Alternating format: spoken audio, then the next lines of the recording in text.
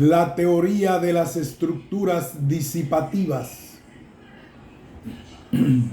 Continuación. La retroalimentación positiva. Los sistemas cerrados del tipo ABCA tienen retroalimentación negativa, mientras que los sistemas abiertos que evolucionan de acuerdo al bucle BCDA lo hacen por retroalimentación positiva. La retroalimentación negativa tiende a corregir una desviación llevando al sistema a su estado original. Un desequilibrio es una desviación y es corregido mediante un retorno al equilibrio original. Esta clase de procesos se oponen al cambio, puesto que buscan siempre retornar a como eran antes, a un estado anterior. La oposición, la retroalimentación positiva, promueve el cambio, la formación de estas estructuras más perfeccionadas, más adaptativas, más sutiles. En la medida en que implican la instauración de una nueva estructura, son procesos irreversibles. A diferencia de la retroalimentación negativa, que al tender hacia el estado original es reversible. La retroalimentación negativa neutraliza las desviaciones y la retroalimentación positiva las amplifica. Para dar un ejemplo aproximativo, si nosotros estamos caminando por el desierto hacia una meta lejana pero conocida, buscaremos cada tanto corregir nuestro rumbo, neutralizar nuestra desviación respecto de la meta mediante cambios periódicos en nuestra trayectoria.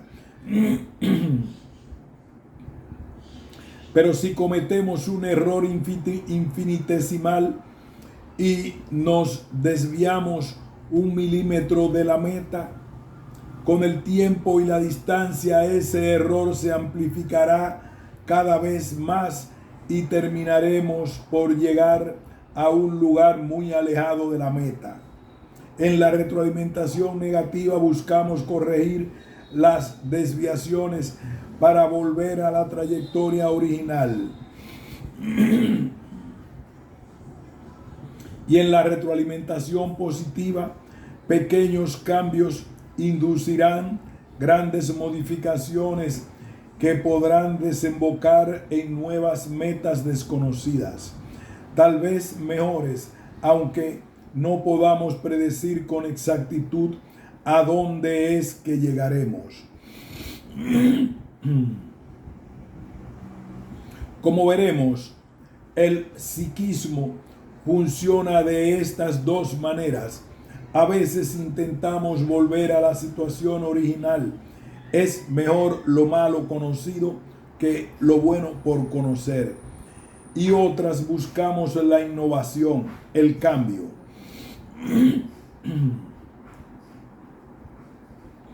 La ciencia clásica se centraba en la estabilidad.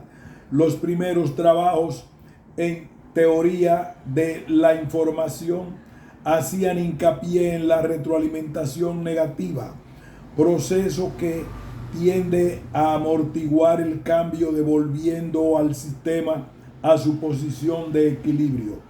Prigogine,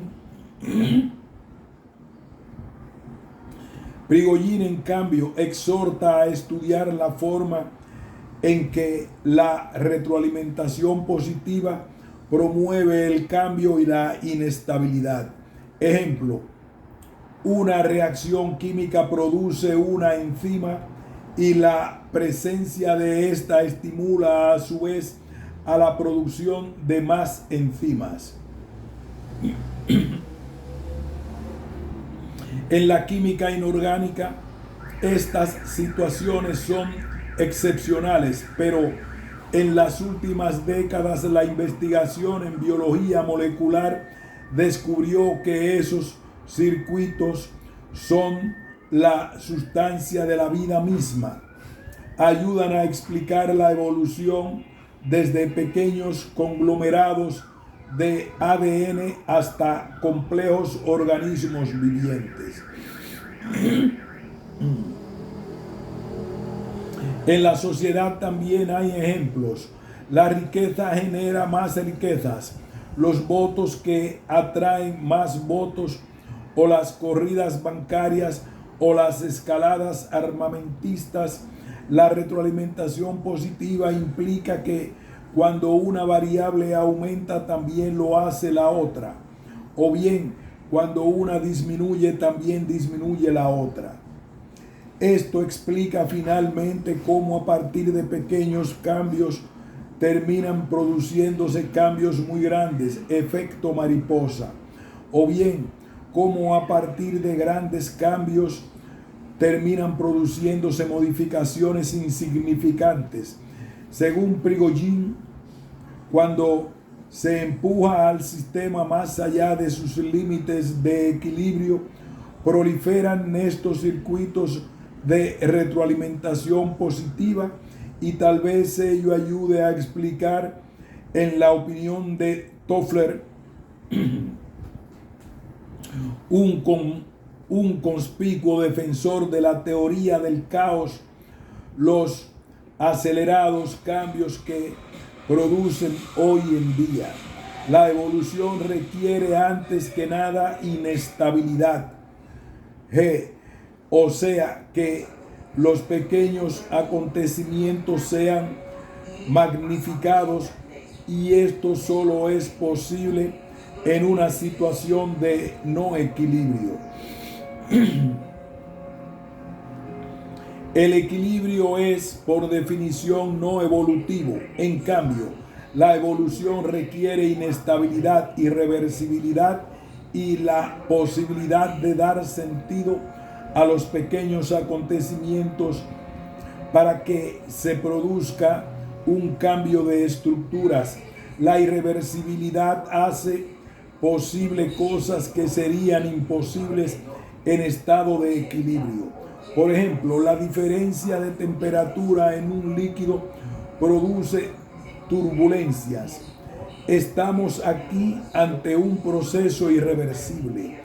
La irreversibilidad provee una importante ley constructiva, la del origen de la vida y de sus estructuras derivadas altamente complejas y sofisticadas, como el cerebro o la sociedad.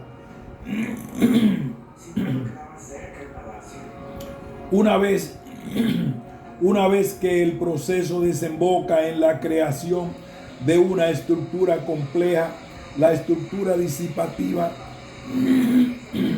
se produce un nuevo desequilibrio, pasaje de D a B, y recomienza un ciclo de caos donde se producen nuevas inestabilidades y fluctuaciones. Para Prigogine, todos los sistemas contienen subsistemas en constante fluctuación. A veces una sola fluctuación en uno solo de ellos puede ser tan potente como resultado de una retroalimentación positiva que hace añicos toda la organización preexistente.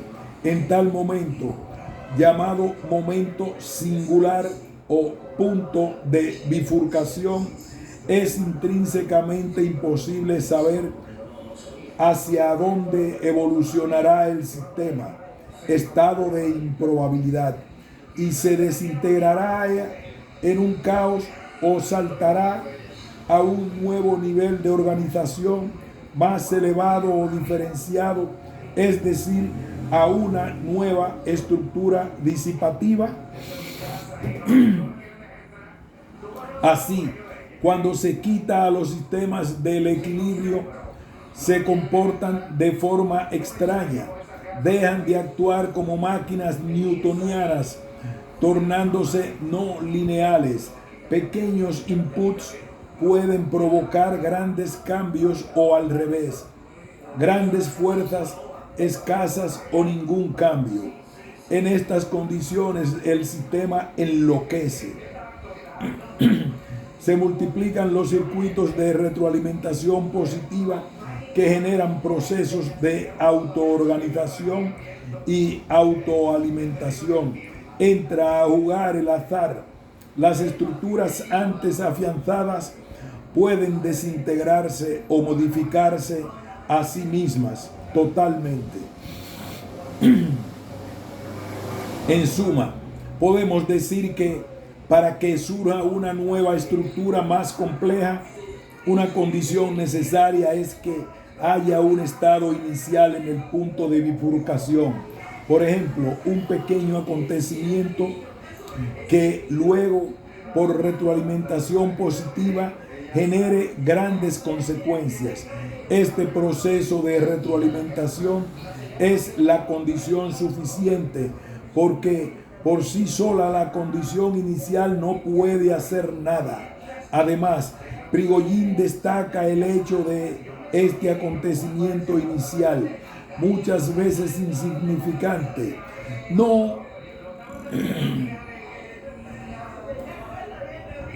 Este proceso de retroalimentación es la condición suficiente por sí sola. La condición inicial no puede hacer nada. Además, Prigogine destaca el hecho de este acontecimiento inicial, muchas veces insignificante, se produce por azar. Toffler da el ejemplo de una gran conmoción internacional que se produjo como consecuencia de un hecho fortuito donde un camarero de un barco vio como unas personas limpiaban armas. Se trataba de guerrilleros que iban a cometer un atentado importante. En la ciencia clásica, el azar era un intruso, pero con la teoría del caos pasó a ser un socio del determinismo.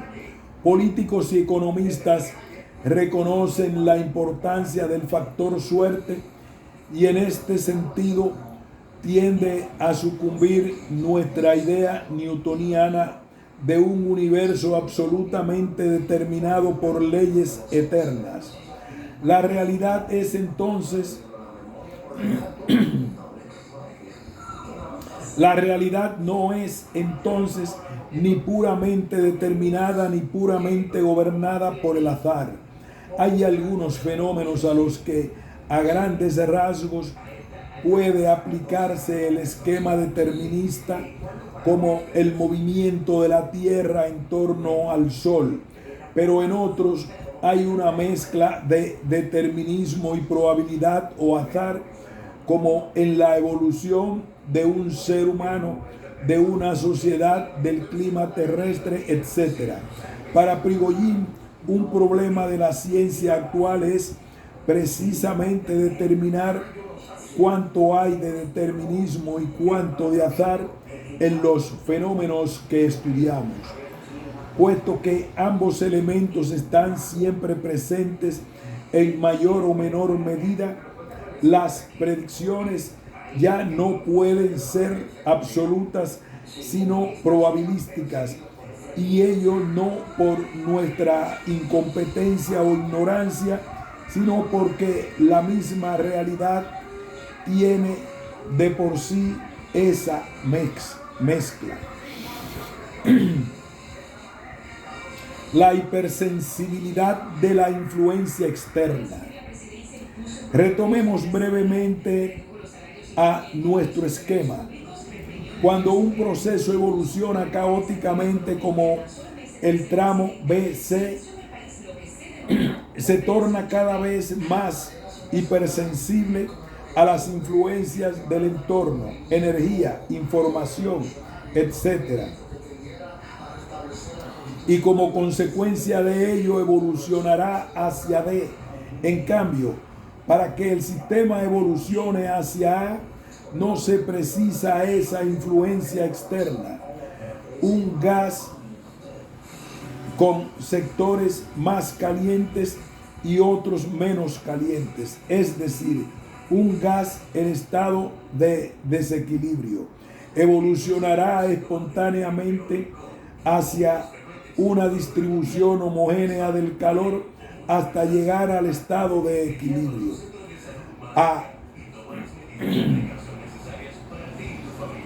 Sin que para ello haya debido sufrir la influencia de algún agente externo.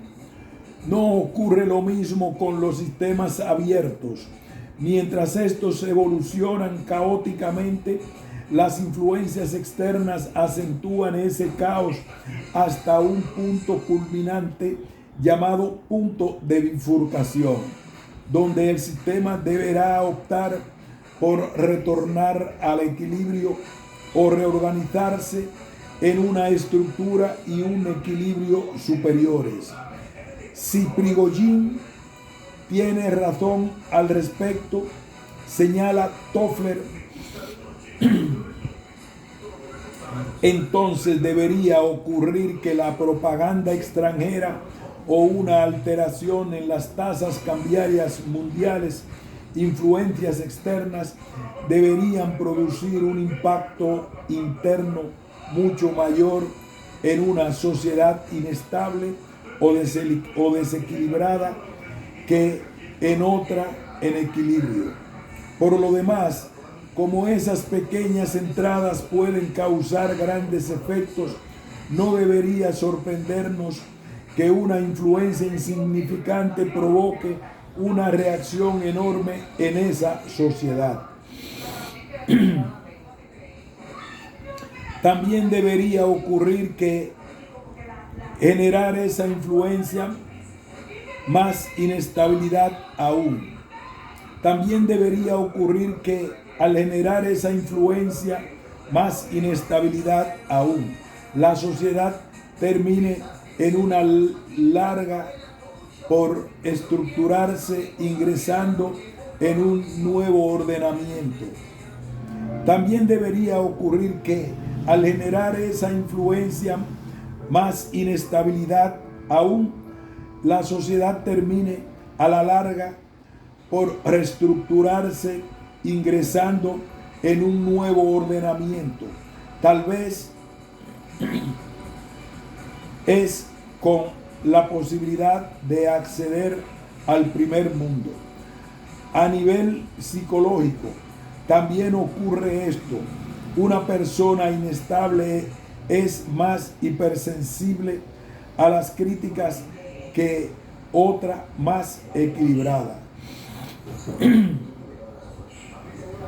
No hace mucho, en diciembre de 1994, tuvimos en la Argentina un ejemplo palpable. Nuestro país sufrió una importante influencia externa, la crisis económica de México. Argentina acusó recibo de esa influencia, causó un impacto interno muy importante, lo que puede hacernos pensar que se trata de un país altamente inestable, por ser precisamente tan hipersensible a la influencia foránea. Estados Unidos, un país estable, no sufrió tanto la conmoción mexicana en la medida argentina, aun cuando tomó debida cuenta de ella. El planteo epistemológico de Prigogine. Los intereses de Prigogine no están puestos solamente en la investigación de la realidad material, sino que también ha intentado una reflexión sobre la ciencia misma. Las grandes teorías, dice el pensador, surgen indudablemente debido a la inspiración de un genio, pero esto no es lo único ni lo más importante. Ciertas teorías aparecen en ciertas épocas y determinados lugares, no tanto por diferencias de inteligencia del sabio con las demás personas, sino por haber diferentes condiciones históricas o culturales.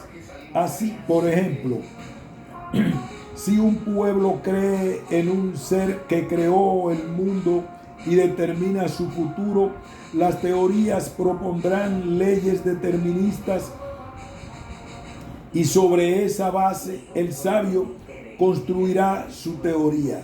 No obstante, las teorías así creadas no tienen una duración eterna. Hasta las teorías científicas más definitivas, como las de Copérnico, Newton o Einstein, terminan siendo refutadas, con lo cual la verdad científica es sólo parcial. Por ejemplo, la teoría de Newton mostró su incompetencia al nivel de los objetos ligeros del mundo subatómico, y la mecánica cuántica vino a llenar el vacío de la explicación. El progreso científico para Prigogine depende más bien de la colaboración entre las ciencias que estudian la naturaleza y las ciencias del hombre. A pesar de ser tan diferentes en otros aspectos, Tom y Prigogine coinciden en algo. Se oponen a la fragmentación del conocimiento y dicen que las ciencias exactas y las humanas están condenadas a progresar juntas o bien a perecer juntas. Para Prigogine, la clásica ruptura entre ambos grupos de disciplinas obedece a que las ciencias humanas relatan acontecimientos y las exactas buscan leyes eternas, pero con una nueva ciencia del caos, esta oposición desaparece porque los fenómenos físicos también tienen historia y por ende no obedecen a leyes inmutables. Y podríamos agregar, la oposición también se diluye cuando advertimos que se pueden analizar el fenómeno humano desde el punto de vista de la termodinámica irreversible, es decir, entendiéndolo como uno de los sistemas alejados del equilibrio, que hace casi 2 décadas le dieran a Prigogine la oportunidad de recibir el premio Nobel. Caos, determinismo en psicología. Caos y determinismo en psicología. Hemos dicho que la teoría del caos, a pesar de su denominación, no concibe la realidad como puro azar, sino como una mezcla de azar y determinismo, de manera que tiene algunos aspectos predecibles y otros no. En todo caso, debido a la incidencia del azar, las predicciones que se hagan sobre futuros acontecimientos solo pueden ser probabilísticas. Buena parte de las teorías psicológicas, entre ellas el psicoanálisis, tomaron como bases las teorías puramente deterministas. Aquí vamos a examinar cómo es posible encarar el comportamiento humano o cómo es posible explicar el funcionamiento del psiquismo sobre la base del nuevo marco teórico que nos ha suministrado en este siglo la teoría del caos.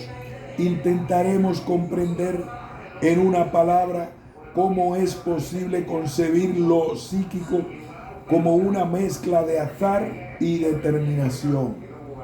Consideraremos para ello el esquema adjunto que a grandes rasgos ya habíamos explicado en nuestro número anterior, pero que aquí sintetizaremos para refrescar nuestros conocimientos y ponernos en clima.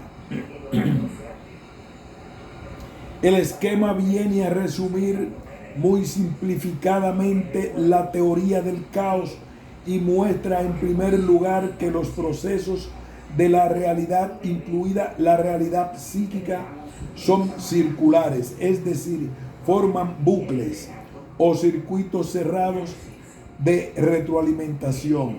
Para explicarlos, se puede entonces comenzar desde cualquier punto del proceso. Supongamos A. Se parte de un estado de equilibrio. Este estado se rompe porque el sistema recibe alguna influencia externa bajo la forma de energía o información, con lo cual pasa a un estado de desequilibrio.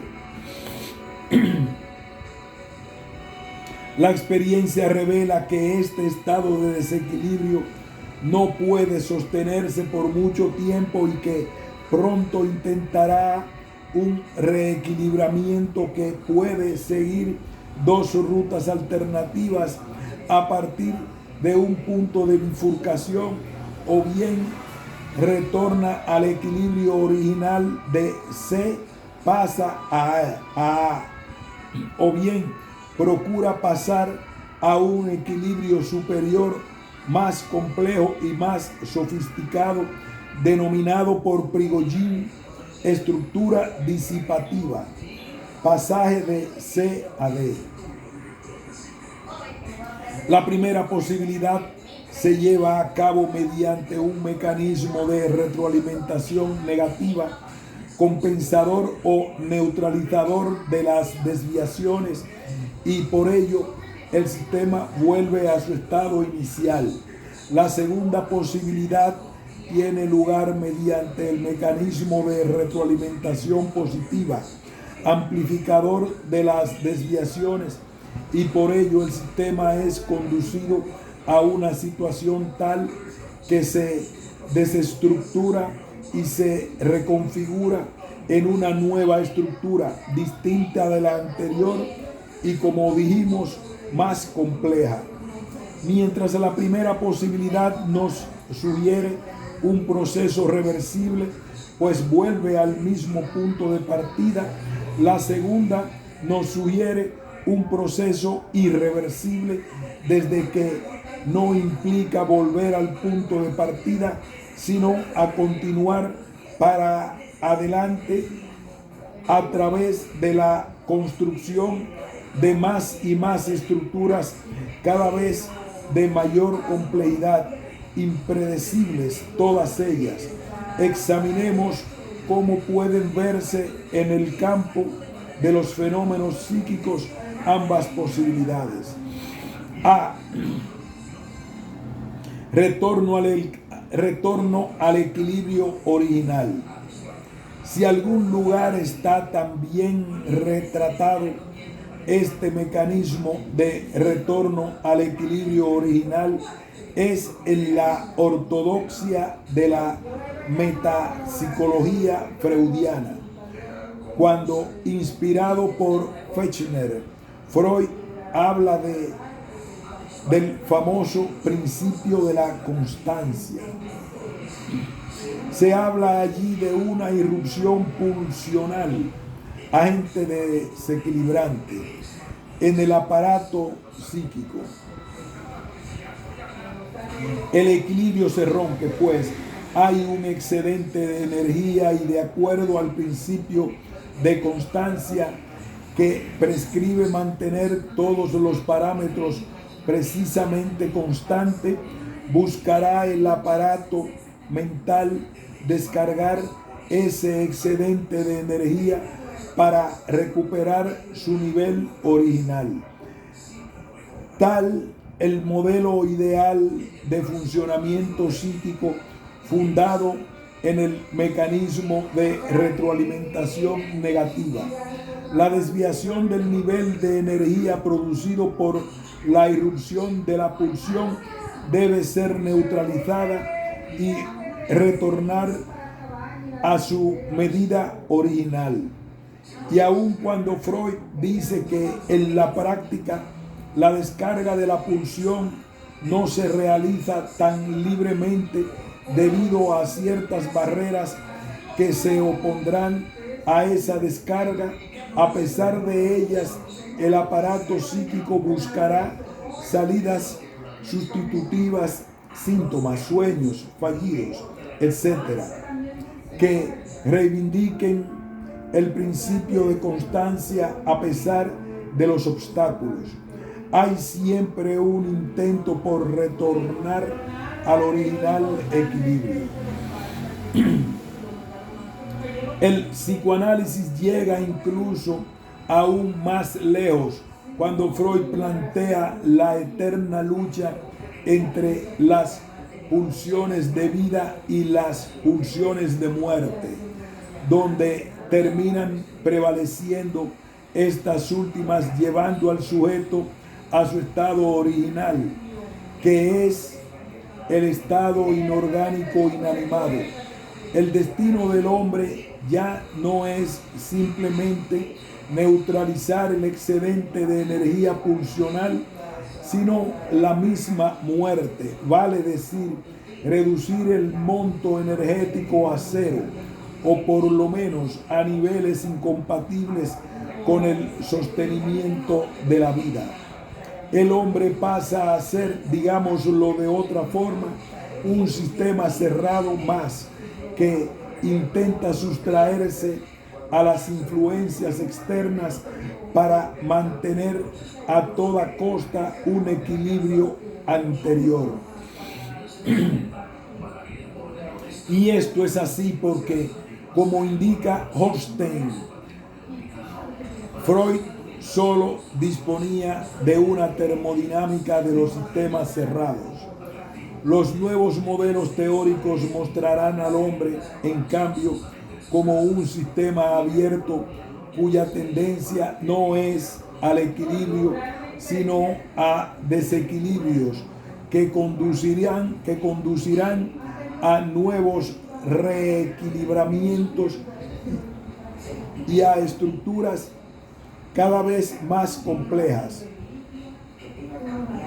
las que Prigogine denominó en química estructuras disipativas.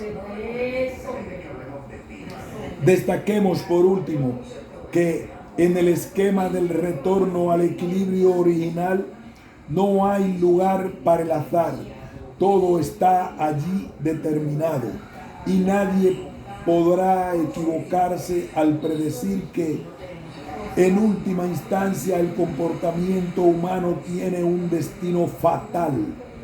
Si quisiéramos reaccionar contra esta postura, no deberíamos cometer el error de lo que los psicólogos sistémicos llaman la ilusión de alternativas y creer que la única alternativa a un psiquismo determinado es un psiquismo que funciona totalmente al azar.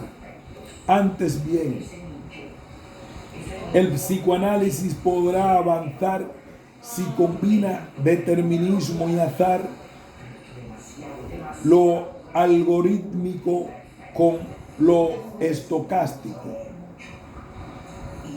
Destaquemos por último que en el esquema del retorno al equilibrio original no hay lugar para el azar.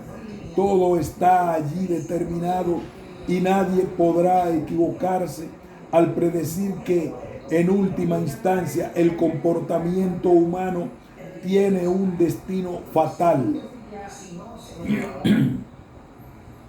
Si quisiéramos reaccionar contra esta postura, no deberíamos cometer el error de lo que los psicólogos sistémicos llaman la ilusión de alternativas y creer que la única alternativa a un psiquismo determinado es un psiquismo que funciona totalmente al azar.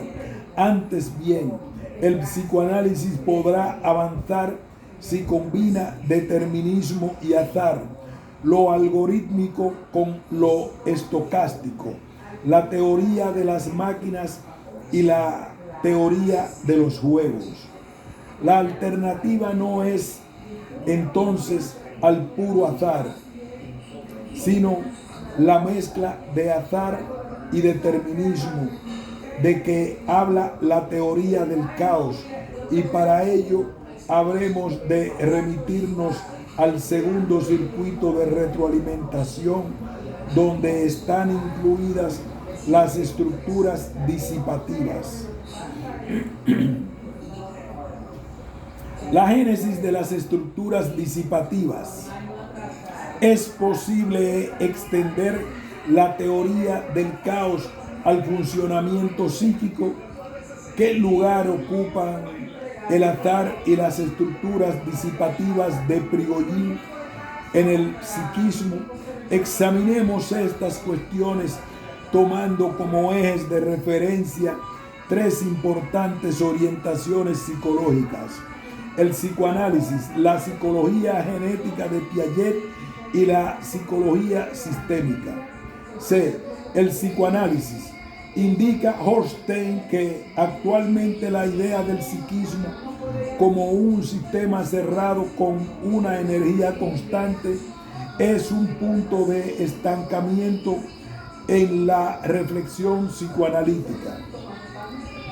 Y según el mismo autor, el inconsciente debe ser considerado más bien como un sistema abierto y como tal capaz de autoorganización, desestructuración y reestructuración, lo que es posible si se lo concibe con el contexto de un circuito de retroacción y más específicamente de retroalimentación positiva,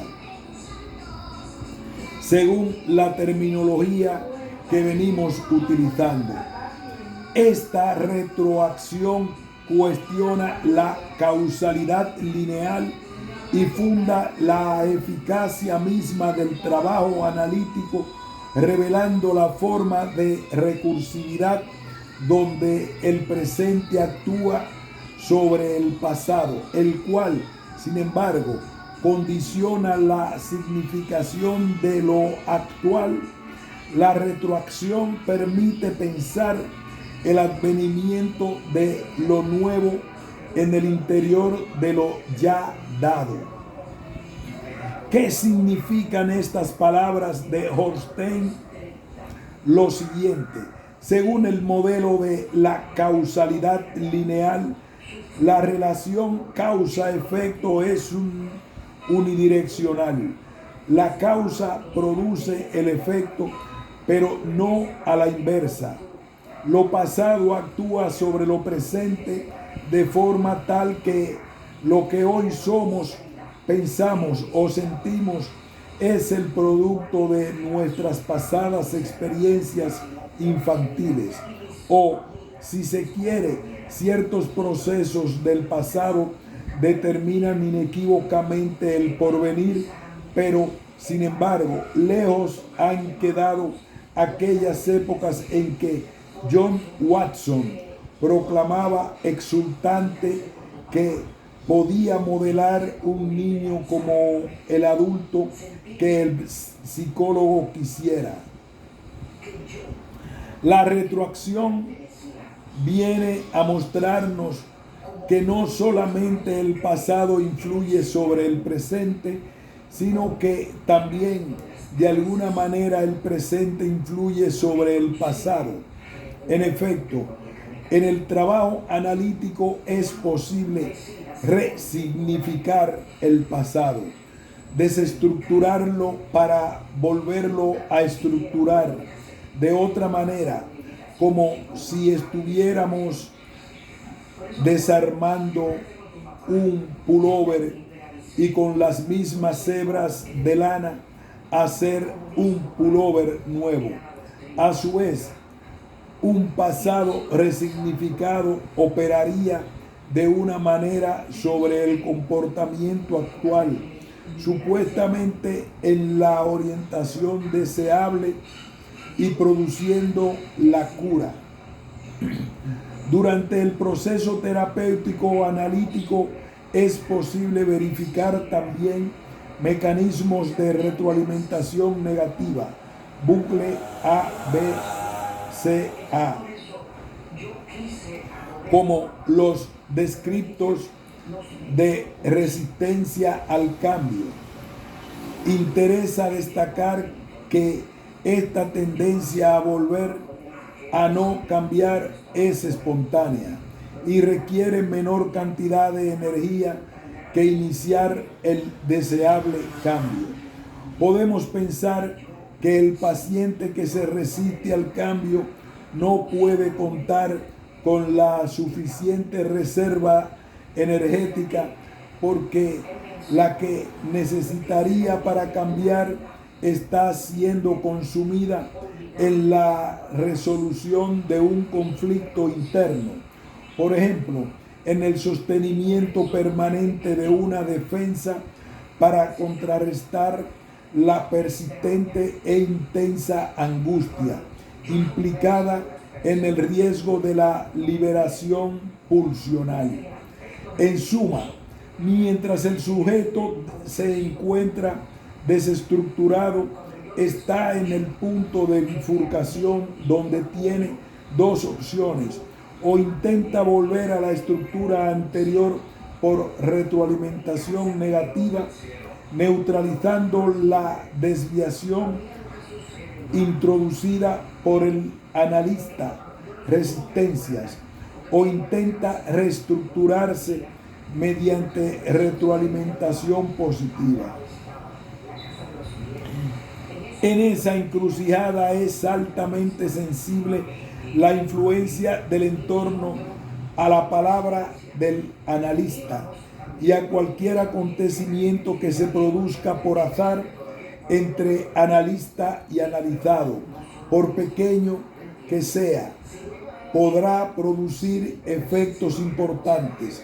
Una breve intervención interpretativa en este momento tan sensible provocará, en el mejor de los casos, la formación de una nueva estructura, la instauración de un nuevo orden que podrá eventualmente justificar el alta.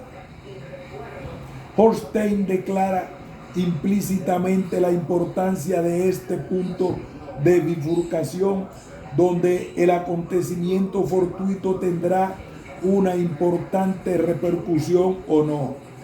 El acontecimiento azaroso puede hacer surgir nuevas posibilidades de historia, o es solo un disfraz que forja la compulsión de repetición, apenas un pretexto para el idéntico retorno a lo ya inscripto.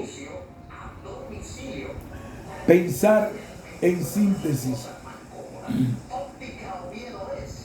El proceso terapéutico en términos de un mecanismo de retroalimentación positiva donde el pasado influye sobre el presente y este sobre el pasado es volver a una idea original de Freud, pero abortada por la influencia que sobre él ejerció la termodinámica de los sistemas cerrados a comienzos del siglo. Como termina diciendo Holstein, Freud concibió al inconsciente como un sistema abierto, pero lo modeló como un sistema cerrado. Una última consideración. En la medida en que reconozcamos la influencia de los acontecimientos aleatorios en el punto de bifurcación, deberemos aceptar que el psiquismo es el producto del determinismo y del azar al mismo tiempo, lo que, entre otras cosas, explica por qué la conducta del hombre no es predecible con una seguridad del 100%. Desde ya, cuando hablamos de azar, seguimos la idea de Prigogine, según la cual el azar no es tanto un invento nuestro para justificar nuestra ignorancia sobre las causas de las cosas, como algo que forma parte de lo real en forma objetiva. El azar como invención aparece, por ejemplo, en las explicaciones que dan los mismos pacientes sobre su propia compulsión a la repetición. ¡Qué maldita suerte! Siempre me tocan para casarme mujeres dominantes. O también tengo la suerte en contra. Me echan de todos los trabajos que consigo. En estos casos, el azar es una forma de ocultar el determinismo propio de la compulsión a la repetición y adjudicar las desgracias a factores externos más que a factores internos. D. La psicología genética de Piaget. Si examinamos la evolución de la inteligencia según Piaget, la veremos desarrollarse en términos de desestructuraciones o pérdidas de equilibrio que conducirán a nuevas reestructuraciones o equilibrios superiores y más sutiles.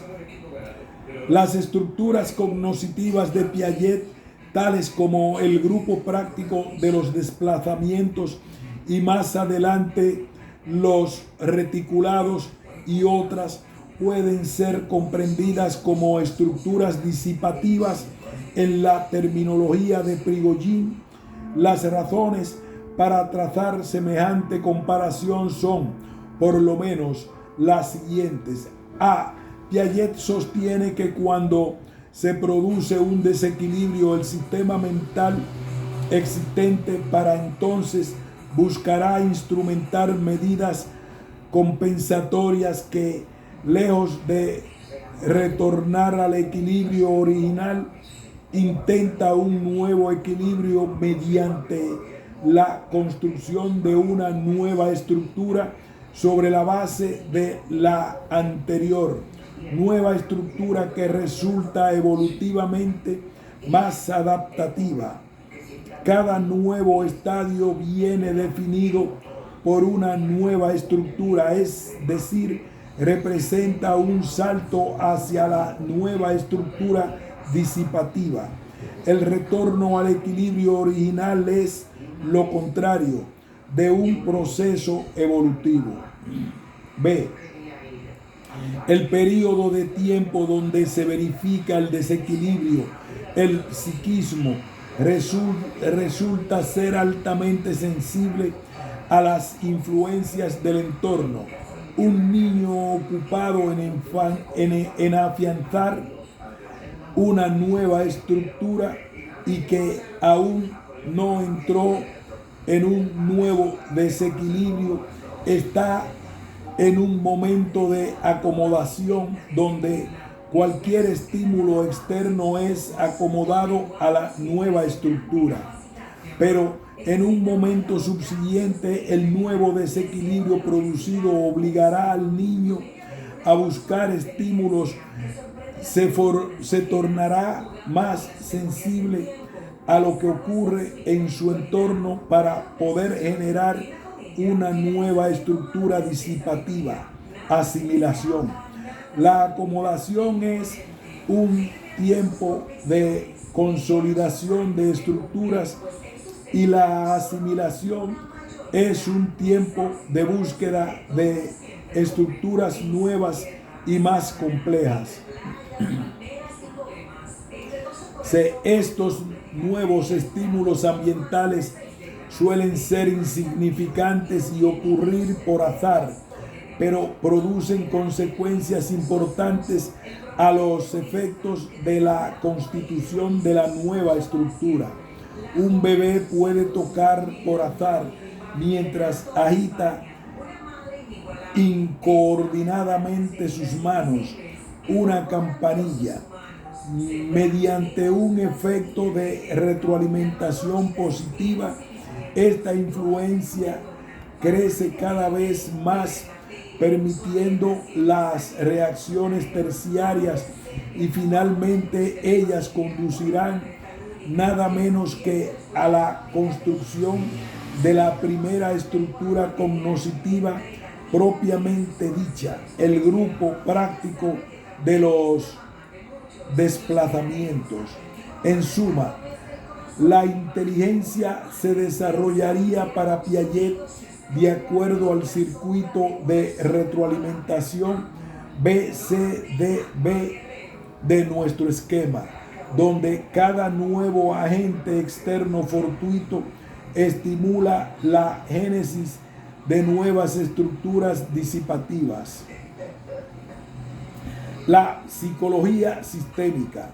Probablemente en el ámbito de la psicología y la psicoterapia sistémica, donde más influencia hayan ejercido algunas conceptualizaciones de la teoría del caos, toda vez que ambas comparten un punto de inspiración común, la teoría general de los sistemas.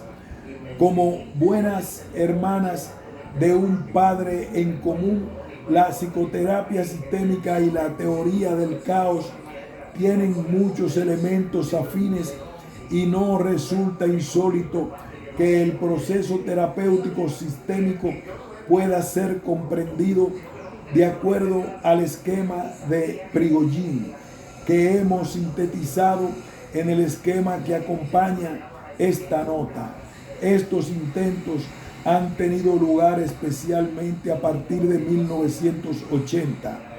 Desde esa fecha, Fred Abraham y Larry Vandenberg, cofundadores de la Society for Chaos Theory in Psychology, han venido trabajando en la aplicación de los conceptos de la teoría del caos al funcionamiento del psiquismo. En la misma orientación se sitúa William McDowell, profesor asociado de psicología clínica de la Universidad de Hahnemann, quien sostiene que en el psiquismo hay sistemas que parecen comportarse aleatoriamente, pero que encierran un orden oculto que, aunque podamos conocerlo, es igualmente imposible hacer predicciones exactas. Las personas se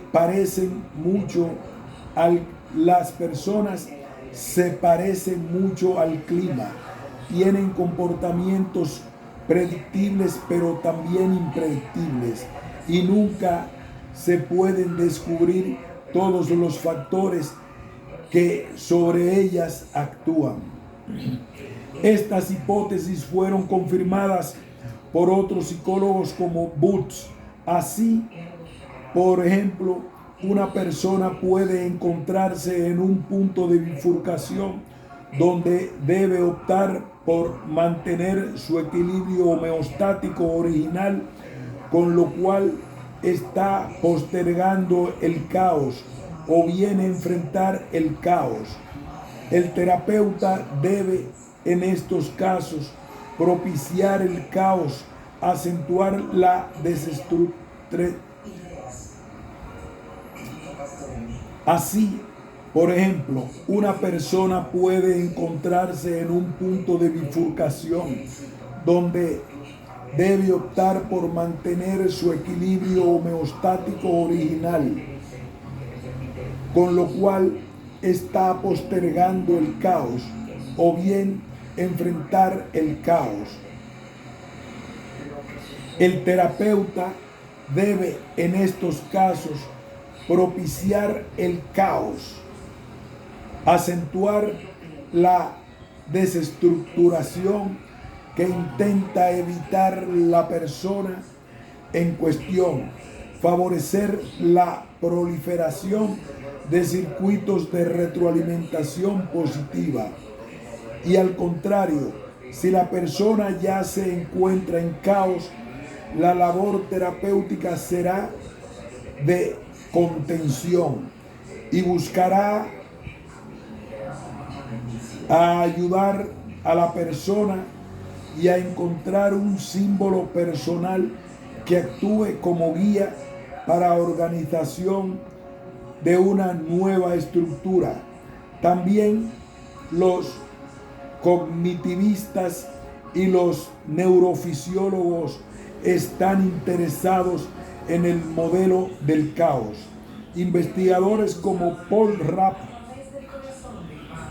en Pensilvania concluyó que, a juzgar por los registros electroencefalográficos y en comparación con el estado de reposo, el cerebro vuelve más caótico cuando comienza a resolver problemas, lo que a nuestro entender coincide con el resultado de Prigogine para la química y las investigaciones de Piaget para la psicología, en el sentido de que un estado de desequilibrio induce a las personas a buscar información en el entorno para resolver el mismo mediante una nueva estructura cognitiva.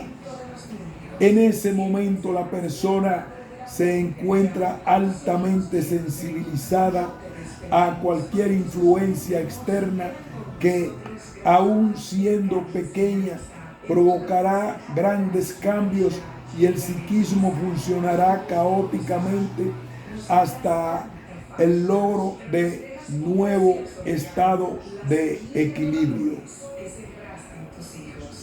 Linda Chamberlain, psicóloga clínica del Colorado Family Center en Denver, piensa que la teoría del caos ofrece una forma de entender cómo ocurren los cambios durante la terapia familiar.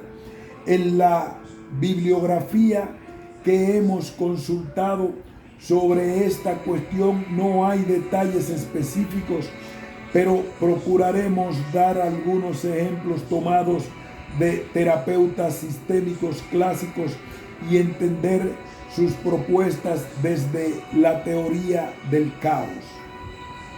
El esquema que estamos presentando puede muy bien considerarse como una descripción sucinta de los procesos de cambio o de no cambio que pueden verificarse en el ser humano individual o en las familias, tanto los que ocurren en forma espontánea como los que son inducidos terapéuticamente. En el esquema hay dos bucles o circuitos principales. El circuito ABCA es de retroalimentación negativa y el circuito BCDB es de retroalimentación positiva. Mediante cualquiera de ambos circuitos pueden describirse procesos sanos y procesos enfermos, de manera que no siempre el circuito positivo es sano ni uno negativo enfermo. Además, al estar ambos bucles interconectados en el punto de bifurcación, el proceso puede evolucionar combinando secuencias de retroalimentación negativa y positiva o viceversa, tal como se ve en terapia familiar sistémica. Watzlawick y su equipo de Palo Alto, California, hablan de dos tipos de cambios verificables en un contexto terapéutico: los cambios 1 y los cambios 2. Los cambios 1, bucle ABCA, no modifican la estructura del sistema ni de su funcionamiento cibernético y consiguientemente hacen que el problema original persista e incluso se agrave.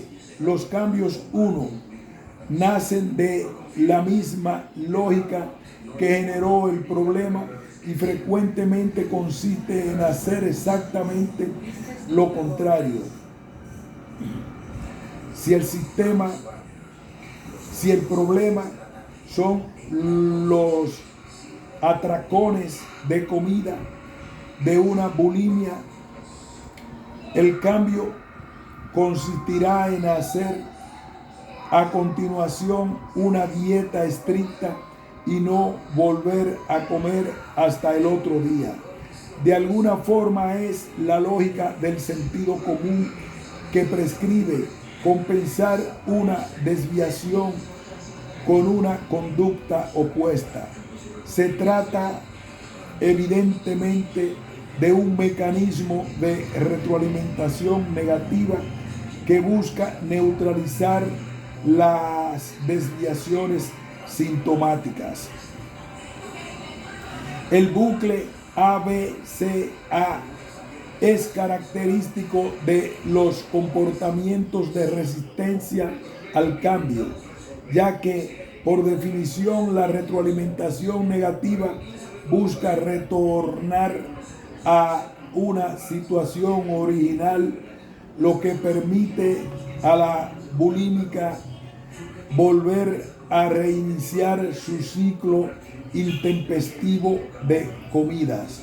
Los cambios 2, bucle BCDB, en contraste, afectan los parámetros mismos del sistema, cambian la estructura y recurren a soluciones que contradicen el sentido común. Así, las intervenciones paradójicas, en vez de sugerir a la bulímica que haga una dieta estricta, le sugiere que no haga dieta o que siga comiendo o que coma solo un poco menos, etc. Es decir, se busca amplificar la desviación mediante la retroalimentación positiva. Aunque discutidas, se supone que tales intervenciones pueden producir cambios 2 en cortos periodos de tiempo. La escuela interaccional de Palo Alto plantea que estos cambios se supone deben ir acompañados de una reestructuración cognitiva. La prescripción paradójica debe ser comunicada a la familia de la paciente bulímica con su propio lenguaje, apelando a su propio modo de conceptualizar la realidad, lo que obviamente exige cierta capacidad de adaptación del terapeuta al punto de vista familiar. En la medida en la que la familia pueda pasar del cambio 1 al cambio 2, podrá solucionar su problema eficazmente, pasaje que se ha de verificar en el punto de bifurcación donde la intervención del terapeuta impedirá que persista el ciclo hacia A y pueda ser desviado hacia B. Por lo demás, en el punto de bifurcación no siempre encontramos una intervención terapéutica, y aquí van dos ejemplos. A, un acontecimiento como la muerte de un progenitor fuerza al sujeto a elegir entre dos caminos alternativos hacia A, en cuyo caso neutralizará la pérdida negándola y seguirá su vida normalmente sin hacer ningún duelo. Esto implica retrotraerse a la situación anterior a la muerte para recuperar el equilibrio original, hacia D, donde el sujeto sufre una desestructuración momentánea. Su vida parece caotizarse, pero puede salir de la crisis beneficiosamente reestructurado. B. El segundo ejemplo son las curaciones espontáneas, donde el sujeto o la familia evolucionan hacia D sin terapia alguna. Muchas veces esto es asignado al azar, pero en esta asignación suele haber un fuerte componente subjetivo. El terapeuta puede atribuir sus éxitos a sus propias maniobras terapéuticas y los éxitos de la naturaleza o los que de algún colega al simple azar. La retroalimentación positiva puede ser normal o beneficiosa. Por ejemplo, cuando advertimos que la misma actividad del ser vivo facilita el